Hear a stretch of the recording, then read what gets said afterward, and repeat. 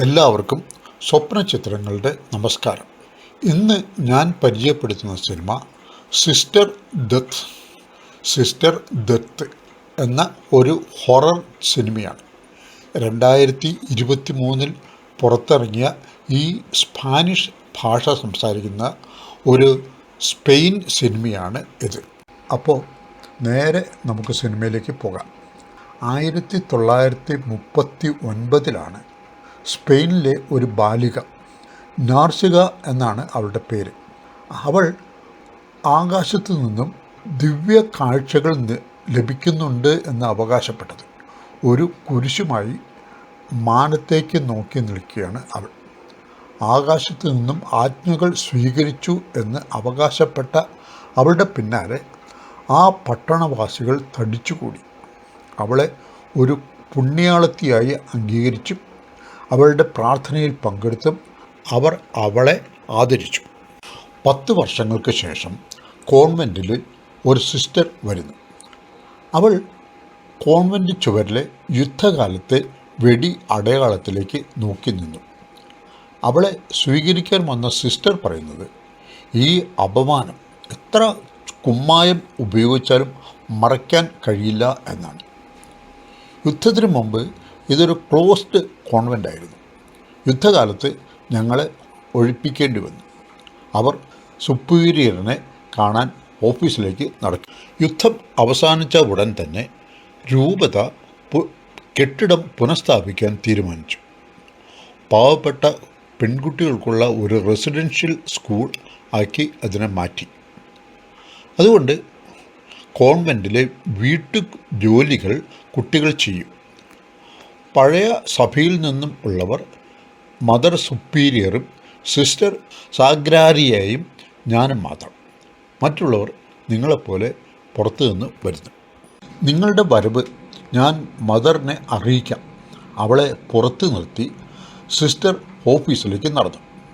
അപ്പോഴാണ് ഒരു ഗോട്ടി ഉരുണ്ട് സിസ്റ്ററുടെ കാൽച്ചുവട്ടിലേക്ക് വരുന്നത്. സിസ്റ്റർ അതാരാണ് കളിക്കുന്നത് എന്ന് അന്വേഷിച്ച് പുറത്തു പോയി നോക്കിയെങ്കിലും ആരെയും കാണുന്നില്ല. സിസ്റ്റർ നാർസിയ എന്ന് വിളിച്ചുകൊണ്ട് മദർ സുപ്പീരിയർ അവളെ സ്നേഹപൂർവ്വം ആശ്ലേഷിക്കുന്നു. നിങ്ങൾ ഞങ്ങളുടെ ഇടയിൽ വന്നതിൽ ഞങ്ങൾക്ക് വളരെ സന്തോഷമുണ്ട്. അടുത്ത് നിന്ന സിസ്റ്ററോട് ഇവർക്ക് മുറി കാണിച്ചു കൊടുക്കാൻ പറയുന്നു. നമുക്ക് നാളെ കാണാം എന്ന് പറഞ്ഞ് മദർ അവളെ യാത്രയാക്കും. സിസ്റ്റർ നാർസിയ ഭക്ഷണം കഴിഞ്ഞിട്ട് റൂമിലേക്ക് പോയി. അവൾ അത്യാവശ്യം വേണ്ട ഡ്രസ്സുകൾ മേശമേൽ വെച്ചിട്ട് കയ്യിലുള്ള പെട്ടി മുകളിലെ തട്ടിലേക്ക് വച്ചു. പക്ഷെ അവിടെ എന്തോ ഉണ്ട്, പെട്ടി ഇരിക്കുന്നില്ല. അവൾ സ്റ്റൂളിൽ കയറി നോക്കി. ആ ഒരു പെട്ടിയുണ്ട്, ചെറിയൊരു പെട്ടി. സിസ്റ്റർ അത് എടുത്ത് തുറക്കുന്നു. ഒരു കത്രിക, കുറേ എഴുത്തുകൾ, പിന്നെ ഒരു പടം. സിസ്റ്റർ സൊക്കോറോവിൻ്റേതാണ് പടം. നമ്മുടെ സിസ്റ്റർ ആ പടം എടുത്തു നോക്കിയപ്പോൾ അവിടെയുള്ള ഒരു കസേര അനങ്ങുന്നു. സിസ്റ്റർ നോക്കി നിൽക്കെ ആ കസേര മറിഞ്ഞു വീഴുന്നു. അതേസമയം വാതിൽ ശക്തമായി ആരോ മുട്ടുന്നു. വാതിൽ തുറന്നു നോക്കിയ സിസ്റ്ററിന് ആരെയും കാണാൻ കഴിഞ്ഞില്ല. അപ്പോഴാണ് ചുമരിൽ ഒരു വല്ലാത്ത പടം സിസ്റ്റർ കാണുന്നത്. അടുത്ത ദിവസം രാവിലെ പള്ളിയിൽ കുർബാനയിൽ സിസ്റ്റർ പങ്കെടുക്കുന്നു. അപ്പോഴാണ് ഇവരിൽ ആരുമല്ലാത്ത ഒരു സിസ്റ്റർ കുർബാനയിൽ നിന്നും ഇറങ്ങിപ്പോകുന്നത്. ആ സിസ്റ്ററിൻ്റെ മുഖം ഇവൾ കാണുന്നില്ല. സിസ്റ്റർ അച്ഛൻ്റെ അടുത്ത് കുംഭസാരം നടത്തുന്നു. പുതിയ ജോലിയിൽ പ്രവേശിക്കുകയല്ലേ. പിതാവേ, എന്നോട് ക്ഷമിക്കണമേ, കാരണം ഞാൻ പാപം ചെയ്തു. അടുത്തിടെയാണ് ഇവിടെ അധ്യാപികയായി എത്തിയത്. ഞാൻ തയ്യാറാണോ എന്ന് എനിക്ക് ഉറപ്പില്ല. ആദ്യം പേടി തോന്നുന്നത് സാധാരണമാണ്, എല്ലാം ശരിയാവും, നിങ്ങൾക്ക് കാണാം എന്ന് അച്ഛൻ. എനിക്ക് സംശയങ്ങളുണ്ട്, വളരെയധികം സംശയങ്ങൾ. നീയോ, പരിശുദ്ധ പെൺകുട്ടിയോ? അത്ഭുതത്തോടെ അച്ഛൻ ചോദിക്കുന്നു. അവൾ അച്ഛൻ്റെ മുന്നിൽ മനസ്സ് തുറക്കുന്നു. ഗ്രാമത്തിൽ എന്നെ കാണാൻ എല്ലായിടത്തു നിന്നും ആളുകൾ വരുന്നുണ്ടായിരുന്നു. എനിക്ക് ഉത്തരം പറയാൻ കഴിയാത്ത ചോദ്യങ്ങളാണ് അവർ ചോദിക്കുന്നത്. അതിന് മറുപടിയായി അച്ഛൻ പറഞ്ഞത്, നീ ഈ ലോകത്ത് നിന്നും രക്ഷപ്പെടാൻ ആഗ്രഹിച്ചു. നിങ്ങളുടെ സമ്മാനം, ഈ കഴിവ് സ്വർഗത്തിൽ നിന്നും അയച്ചതാണ്. നീ ഈ കോൺവെൻറ്റിൽ ഇരിക്കാൻ ഒരു കാരണമുണ്ട്. അത് എന്താണെന്ന് നിങ്ങൾ കണ്ടെത്തണം, തനിയെ കണ്ടെത്തണം. ഇത് ചെയ്യുന്നതിന് നിങ്ങൾ പ്രാർത്ഥിക്കുകയും ത്യാഗം ചെയ്യുകയും വേണം. അച്ഛൻ പറഞ്ഞു. നിങ്ങൾ ഈ ശരീരത്തെ പീഡിപ്പിക്കാറുണ്ടോ? സിസ്റ്റർ പറയുന്നത്, എല്ലാ ദിവസവും ഞാൻ ഇടയ്ക്കിടെ ഉപവസിക്കാറുമുണ്ട്. എന്നിട്ടും നിങ്ങൾക്ക് ഇപ്പോഴും സംശയങ്ങളുണ്ടോ? അങ്ങനെയെങ്കിൽ അച്ഛനെ പകുതിയിൽ നിർത്തിക്കൊണ്ട് സിസ്റ്റർ പറഞ്ഞത്, ഞാൻ കാണാൻ ആഗ്രഹിച്ച് മാത്രമേ ഞാൻ കണ്ടുള്ളൂ. ഞാൻ കണ്ടത് പരിശുദ്ധ അമ്മയെ അല്ലായിരുന്നെങ്കിലും അവർക്ക് എനിക്കായി എന്തെങ്കിലും ഒരു അടയാളം അയക്കാൻ കഴിയുമെങ്കിൽ എന്തെങ്കിലും. സിസ്റ്റർ പറഞ്ഞു നിർത്തി. അച്ഛൻ പറയുന്നത്, നീ നഷ്ടപ്പെട്ടു പോയി മോളെ, നമുക്ക് പ്രാർത്ഥിക്കാം എന്നാണ്. അടുത്ത ദിവസം സിസ്റ്റർ നാൻസിയ അധ്യാപികയായി ചാർജ് എടുത്തു. സ്പാനിഷും സാഹിത്യവും പ്രകൃതി ശാസ്ത്രവും ആയിരുന്നു അവരുടെ വിഷയം. നല്ലൊരു അധ്യാപിക ആയിരുന്നില്ല അവർ. ടോയ്ലറ്റിൽ പോകണമെന്ന് പറഞ്ഞ റോസിയോട് അവൾ വഴക്കിട്ടു. അവസാനം അവൾ ക്ലാസ്സിൽ മൂത്രമൊഴിച്ചു. അപ്പോഴാണ് അവളെ ടോയ്ലറ്റിലേക്ക് വിടാൻ തോന്നിയത്. എനിക്ക് പോകണം, ഞാൻ അവളുടെ സഹോദരിയാണെന്ന് പറഞ്ഞ കുട്ടിയെ പറഞ്ഞു പിടിക്കുകയും ചെയ്തു. ഒരു ദിവസം മദർ സുപ്പീരിയർ സിസ്റ്ററിനെ പഴയ ആൽബം കാണിക്കുകയാണ്. അതിനിടയിൽ എന്തോ എടുക്കാനായി മദർ പുറത്തുപോയി. സിസ്റ്റർ ആ ആൽബം മറിച്ചു നോക്കുകയാണ്. അതിൽ ഒരു പേജിലെ 2 ഫോട്ടോകളിൽ ഒന്ന് കീറി എടുത്തിട്ടുണ്ട്. അവൾ റൂമിൽ പോയി ആ കൊച്ചു പെട്ടിയെടുത്ത് നോക്കുന്നു. അതാണ് ആൽബത്തിൽ നിന്നും കീറിയെടുത്ത ഫോട്ടോ. പെട്ടെന്ന് ആ കസേര മറിഞ്ഞു വീഴുന്നു. അവൾ ആകെ അന്തം വിട്ട് നിൽക്കുകയാണ്. അവളെ ഉണർത്തിയത് വാതിലിലെ ശക്തമായ മുട്ടാണ്.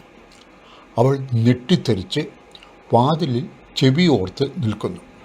മറ്റേ സൈഡിൽ ഒരു കുഞ്ഞിൻ്റെ രോദനം മാത്രം കേൾക്കാം. അമ്മ എവിടെയാണ് എന്നാ കരച്ചു. അവൾ പെട്ടെന്ന് വാതിൽ തുറക്കുന്നു. ആരുമില്ല അവിടെ. പെട്ടെന്നാണ് ഒരു ഗോട്ടി അവളുടെ കണ്ണിൽ പെട്ടത്. അത് മുന്നോട്ടും പുറകോട്ടും ചലിക്കുന്നു, അവളെ വിളിക്കുന്നത് പോലെ. അവൾ ഒരു വിളക്കുമായി അതിനെ ഫോളോ ചെയ്യുന്നു. അത് നേരെ സെല്ലാറിലേക്കാണ് പോയത്. അവളും അത് വന്ന് ഒരു തുണി പൊതിയുടെ സമീപത്ത് നിൽക്കുന്നു. അവൾ അത് അഴിച്ചു നോക്കുന്നു. ഒരു കൈപ്പത്തി. സിസ്റ്റർ ആ കാര്യം അന്ന് രാത്രി തന്നെ മദറിനെ അറിയിച്ചു. മദറിൻ്റെ കൂടെ സിസ്റ്റർ ജൂലിയയും ഉണ്ടായിരുന്നു. അവൾ സിസ്റ്ററെ ചോദ്യം ചെയ്യുന്നു. എന്തിനാണ് സിസ്റ്റർ രാത്രി സൊല്ലാറിലേക്ക് പോയത്? അതോ കുട്ടികൾ അവിടെ കളിക്കുന്നുണ്ടെന്ന് എനിക്ക് തോന്നി. അതിനെന്താണ് കാരണം? അത് എനിക്കൊരു വെളിപാടുണ്ടായി. സെല്ലാറിൽ ഒരു കൈ ഉണ്ടെന്ന്. മദർ ഉടനെ സിസ്റ്റർ നാൻസിയയുടെ രക്ഷയ്ക്കെത്തി. ഇത് യുദ്ധകാലത്ത് കാണാതെ പോയ സിസ്റ്റർ മാർത്തയുടെ കൈയാണ്. ഇത് കണ്ടെത്തിയത് സിസ്റ്ററുടെ ഭാഗ്യം കൊണ്ടാണ്. അച്ഛൻ വരുന്നതുവരെ ഇത് നമുക്ക് സൂക്ഷിക്കാം, പ്രാർത്ഥിക്കാം എന്ന് പറയുന്നു. ബുധനാഴ്ച ദിവസം ക്ലാസ്സില്ല. അന്ന് വസ്ത്രങ്ങൾ അലക്കുന്നതിൻ്റെ ദിവസമാണ്. സിസ്റ്റർ നാൻസിയ പതുക്കെ റോസയുടെ അടുത്തേക്ക് ചെന്നു. പലതും പറയുന്ന കൂട്ടത്തിൽ സിസ്റ്റർ ചോദിക്കുന്നു, ഇന്നലെ ക്ലാസ്സിൽ എന്താണ് സംഭവിച്ചത്? എനിക്ക് ഭയം വന്നു. എന്തിന് എന്ന് സിസ്റ്റർ ബോർഡിൽ നോക്കിയപ്പോൾ പെട്ടെന്ന് അതിലേ വന്ന ഒരു കൂട്ടുകാരി മിണ്ടാതിരി എന്ന് റോസയ്ക്ക് താക്കീത് നൽകുന്നു. റോസ ചിരിച്ചുകൊണ്ട് ഒന്നുമില്ല സിസ്റ്റർ എന്ന് പറയുന്നു. സിസ്റ്റർ നാൻസിയയ്ക്ക് മിഥ്യാദർശനങ്ങൾ ഉണ്ടാവുന്നു. ഒരു ദിവസം പള്ളിയിൽ എല്ലാവരും ഒന്നിച്ച് പ്രാർത്ഥിക്കുമ്പോൾ അവളുടെ പ്രാർത്ഥനാ മാല കൊണ്ട് കൈ മുറിഞ്ഞ് ചോര ഒഴുകുന്നു. അപ്പോഴാണ് പ്രാർത്ഥിക്കുന്നതിൻ്റെ മുന്നിൽ റോസ കിടക്കുന്നതായി അവൾ കാണുന്നത്. റോസ പതിയെ മുകളിലേക്ക് ഉയരുന്നു. എന്നിട്ട് സിസ്റ്ററിൻ്റെ ഒപ്പം എത്തിയപ്പോൾ സിസ്റ്ററിൻ്റെ നേരെ നോക്കുന്നു, വായിൽ നിന്നും രക്തം ഒഴുക്കിക്കൊണ്ട്. പെട്ടെന്ന് സിസ്റ്റർ ജൂലിയ അവളെ തോണ്ടിക്കൊണ്ട് എന്തോ പറയുന്നു. പ്രാർത്ഥനാമാലയിലെ രക്തവും റോസയും ഒക്കെ അപ്രത്യക്ഷമായി. പതിയെ സിസ്റ്റർ നാൻസിയ കുട്ടികളുമായി അടുക്കുന്നു. ഒരു ദിവസം രാത്രി റോസയുടെ കൂട്ടുകാരി ബാത്റൂമിൽ പോകണം. അവൾ റോസയെ കൂട്ടിന് വിളിച്ചു. രണ്ടുപേരും അരണ്ട വെളിച്ചത്തിൽ നടക്കുമ്പോൾ ഇടപെട്ട ഒരു ശബ്ദം കേൾക്കുന്നു. എന്നിട്ടും അവർ മുന്നോട്ട് നടക്കുകയാണ്. അവർ കേട്ട ശബ്ദം സിസ്റ്റർ നാൻസിയ സ്വയം പീഡിപ്പിക്കുന്നതാണ്. കുട്ടികൾ ബാത്റൂമിൽ ചെല്ലുമ്പോൾ ബാത്ത് ടബിലെ വെള്ളം വീഴുന്നു. റോസ ടാപ്പ് ഓഫ് ചെയ്യുന്നു. അപ്പോൾ അവിടെ ഒരു കത്രിക കിടക്കുന്നത് അവൾ എടുക്കുന്നു. പെട്ടെന്ന് ബാത്ത് ടബിലെ വെള്ളം നിറഞ്ഞ് ഓളം വെട്ടുന്നു. സിസ്റ്റർ നാൻസിയ ആരോ ഒരാൾ കരയുന്നത് ശബ്ദം കേട്ട് എഴുന്നേൽക്കുന്നു. കണ്ണാടിയിൽ നോക്കിയ അവൾ ഞെട്ടിപ്പോയി. കണ്ണാടിയിൽ സിസ്റ്റർ സഗ്രാരിയയാണ് കാണുന്നത്. റൂമിലെ കസേര വീഴുന്നു. കരച്ചിൽ വരുന്നത് കുട്ടികളുടെ റൂമിൽ നിന്നുമാണ്. ഒരു കുട്ടി തൻ്റെ മുടി ആരോ മുറിച്ചു എന്ന് കരയുന്നു. സിസ്റ്റർക്ക് ഒന്നും ചെയ്യാനില്ല. അപ്പോഴാണ് ബാത്റൂമിലെ ബാത്ത് ടപ്പിൽ നിന്നും റോസയ്ക്ക് ഒരു പിടി മുടി കിട്ടുന്നത്. അവൾ അത് കയ്യിലെടുത്തു. ആ നിമിഷം സിസ്റ്റർ ജൂലിയ അവരെ കയ്യോടെ പിടിക്കുന്നു. റോസ പറയുന്നത് ഞാനല്ല, ആ പെൺകുട്ടിയാണ് എന്നാണ്. അവൾ വെള്ളത്തിൽ താന്നുപോയി എന്നും പറയുന്നുണ്ട്. സിസ്റ്റർ ജൂലിയ റോസയെ സെല്ലാറിൽ പൂട്ടിയിടുന്നു. ആ കൊച്ചു പെട്ടിയിലെ കത്രിക അവിടെ ഇല്ല എന്ന് സിസ്റ്റർ നാൻസിയ കണ്ടെത്തിയിരുന്നു. രാവിലെ സിസ്റ്റർ നാൻസിയ സിസ്റ്റർ സഗ്രേരിയയുടെ കുഴിമാടത്തിൽ ചെന്ന് പ്രാർത്ഥിക്കുന്നു. സിസ്റ്റർ നാൻസിയ ആരുമറിയാതെ റോസയ്ക്ക് ഭക്ഷണമായി ചെല്ലുന്നു. രാത്രി ഭക്ഷണം അവൾ എടുക്കുന്നില്ല. ഞാൻ ഉപവസിക്കണമെന്നാണ് സിസ്റ്റർ ജൂലിയ പറയുന്നത്. ശരി, സത്യം പറയും, ആ കത്രിക നിനക്ക് എവിടെ നിന്നാണ് കിട്ടിയത്? അത് സത്യമായും ആ കുളിമുറിയിൽ ആയിരുന്നു. ശരി, പിന്നെ ഒരു പെൺകുട്ടിയുടെ കാര്യം നീ പറഞ്ഞല്ലോ, നീ അവളെ കണ്ടെന്ന് റോസ് പറഞ്ഞു തുടങ്ങി. സിസ്റ്റർ ഇനേസാണ് പറഞ്ഞത്.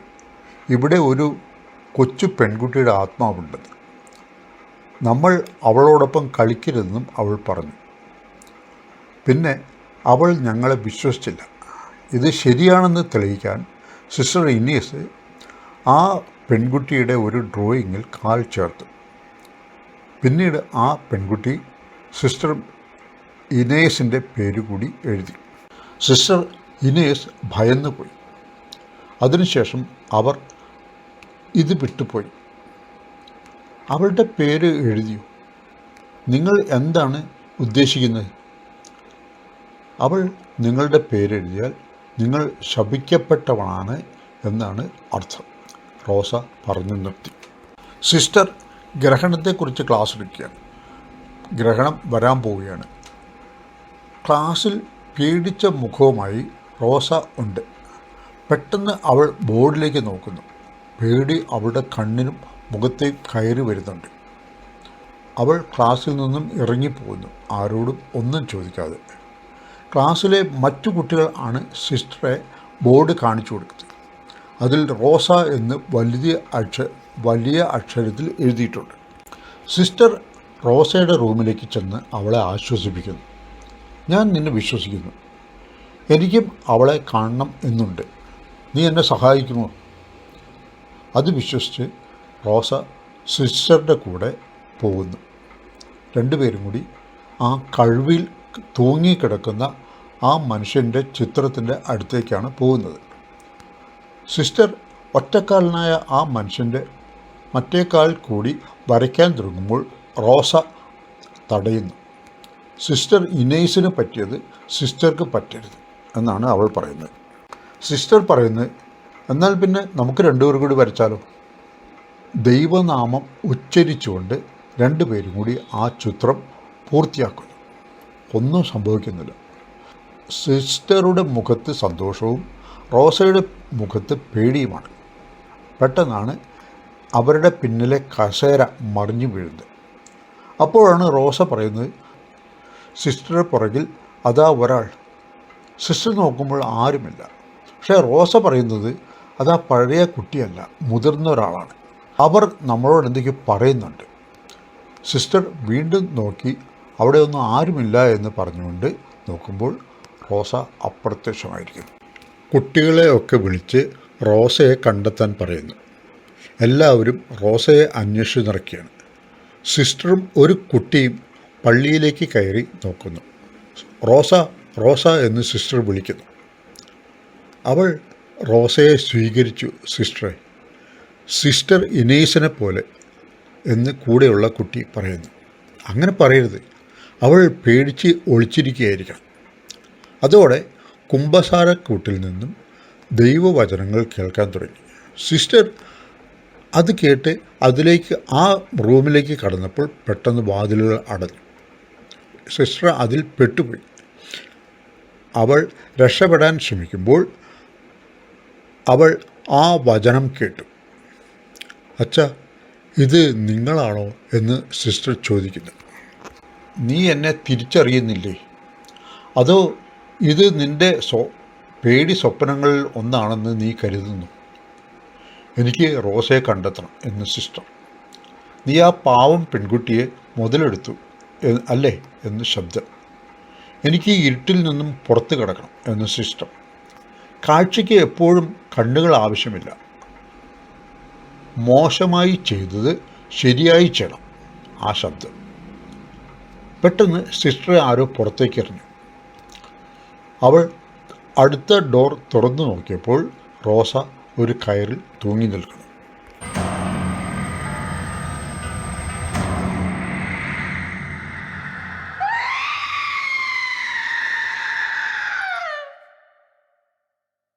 റോസ മരിച്ചു. അവളുടെ ചടങ്ങുകൾ. എല്ലാവർക്കും ദുഃഖം. അവളുടെ സഹോദരിക്ക് ദുഃഖം അടക്കാൻ വയ്യ. സിസ്റ്റർ നാൻസിയ ദുഃഖത്തോടെ പിറകിൽ മാറി നിൽക്കുന്നു. സിസ്റ്റർ ജൂലിയ വന്ന് അവളെ സഹായിക്കുന്നു. അവസാനം പറയുന്നത്, നീ ഇവിടെ ഇരിക്കേണ്ട ആളല്ല എന്നാണ്. പാവം സിസ്റ്റർ. അവൾ റൂമിൽ പോയി ആ കസേരയും കെട്ടിപ്പിടിച്ച് കരയുന്നു. ദുഃഖം, കുറ്റബോധം, പശ്ചാത്താപം എല്ലാം അണപൊട്ടി ഒഴുകുന്നു. പിറ്റേന്ന് രാവിലെ അവൾ പെട്ടിയുമായി ആ കോൺവെൻറ്റ് വിട്ട് ഇറങ്ങുന്നു. യാത്ര അയക്കാൻ പോലും ആരുമില്ല. അകത്ത് റോസയുടെ ചടങ്ങുകൾ നടക്കുന്നു. പുറത്ത് സിസ്റ്റർ നാൻസിയ ശ്മശാനത്തിൽ കൂടി സഗ്രേരിയയുടെ കല്ലറ നേടി നടക്കുന്നു. ഗ്രഹണം തുടങ്ങി. സിസ്റ്റർ ഒരു മോഹാലസ്യത്തിൽപ്പെട്ട് മുന്നോട്ട് നീങ്ങുന്നു. ഗ്രഹണ സൂര്യനെ നോക്കി മുട്ടുകുത്തി ഇരിക്കുന്നു. അവളുടെ കണ്ണുകളിൽ ഒരു പാട വരുന്നു. മുറിയിൽ നിന്നും സിസ്റ്റർ ജൂലിയ ഇത് കണ്ട് ഇവൾക്ക് ഭ്രാന്ത് പിടിച്ചോ എന്ന് ചോദിച്ചുകൊണ്ട് വെളിയിൽ വന്ന് അവളുടെ കവിളിൽ പിടിക്കുന്നു.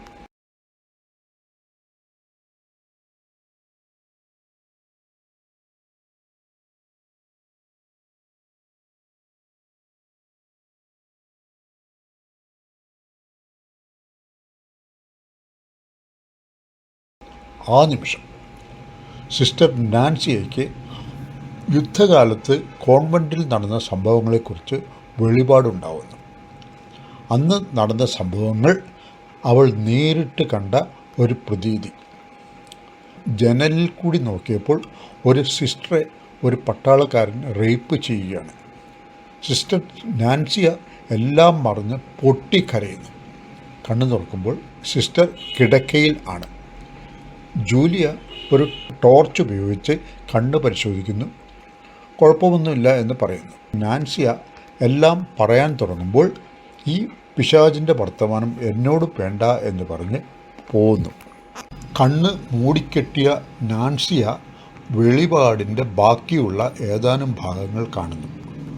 റേപ്പിൽ ഗർഭിണിയായ ആ സിസ്റ്റർ സെഗ്രേരിയ പ്രസവിക്കുന്നു. കുട്ടിയെ പുറത്തു പോവാതെ കോൺവെൻറ്റിൽ വളർത്തുന്നു. പിന്നെയാണ് സിസ്റ്റർ നാൻസിയയ്ക്ക് സിസ്റ്റർ സഗ്രേരിയയുടെ ഒരു സന്ദർശനം ഉണ്ടാകുന്നത്. കുഴിമാടത്തിൽ നിന്നും എഴുന്നേറ്റ് വരുന്നത് പോലെ സിസ്റ്ററുടെ കയ്യിൽ ചടങ്ങിൽ പിടിപ്പിക്കുന്ന ഏതാനും വാടിയ പൂക്കൾ ഉണ്ടായിരുന്നു.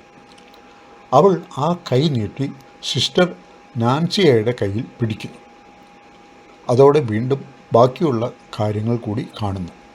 3-4 വയസ്സായ കുഞ്ഞിനെ പനി കുറയ്ക്കാൻ വേണ്ടി ബാത്ത് ടബിലെ വെള്ളത്തിൽ മുക്കുന്നു സിസ്റ്റർമാർ. കാരണം ഡോക്ടറെ കാണാൻ പറ്റില്ലല്ലോ, രഹസ്യമായി വളർത്തുന്ന കുഞ്ഞല്ലേ. അവളാണെങ്കിലോ ബലം പിടിക്കുന്നു.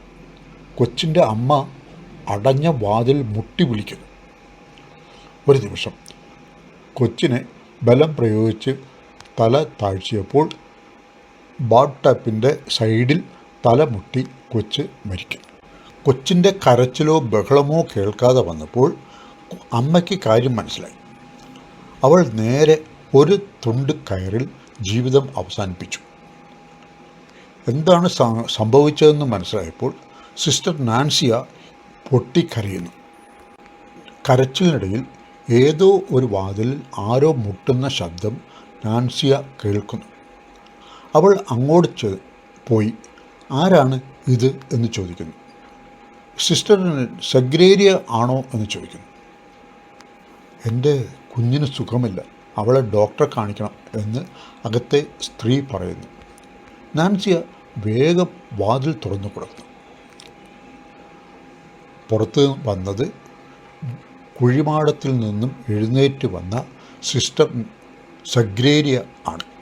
തൻ്റെ കൊച്ചിൻ്റെ മരണത്തിന് കാരണക്കാരിയായ 3 സിസ്റ്റർമാരെയും അവൾ ശിക്ഷിക്കുമ്പോൾ സിനിമ ഇവിടെ അവസാനിക്കുന്നു.